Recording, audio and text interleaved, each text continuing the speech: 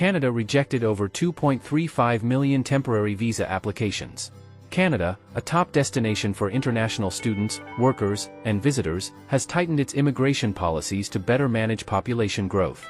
If you're planning to move to or visit Canada, you need to know what's happening with these new changes.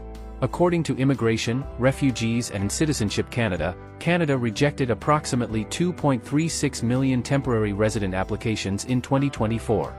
This move seems to be part of an effort to ease the strain on housing, infrastructure, and public services like healthcare.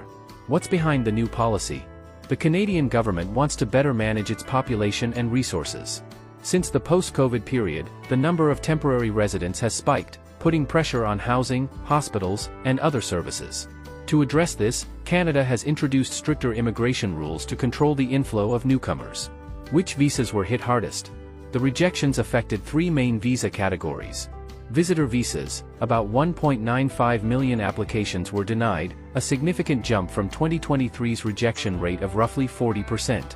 Study permits, around 290,317 international student applications were turned down in 2024, higher than the previous year. Work permits, approximately 115,549 work permit applications were rejected. Why is Canada doing this?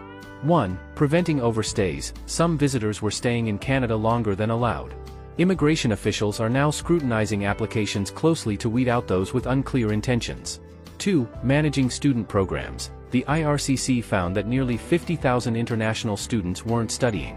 To fix this, Canada set a cap on study permits and introduced tougher rules, like requiring proof of financial stability.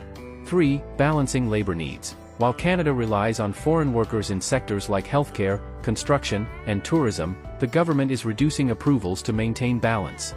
International students are feeling the impact of these changes. In 2024, Canada limited the number of study permits and added strict requirements, like proving you can support yourself financially. If you don't meet these standards, your application could be rejected. As a result, some students are now looking at universities in other countries. How will this affect Canada's economy? Experts say the policy has pros and cons. Positive impacts: fewer temporary residents could ease pressure on housing and healthcare, potentially lowering wait times and rent prices.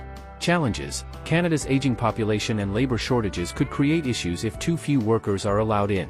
Some industries might struggle to find enough staff. Immigration processing update for 2025. IRCC has been managing over 2 million applications at any given point in 2020.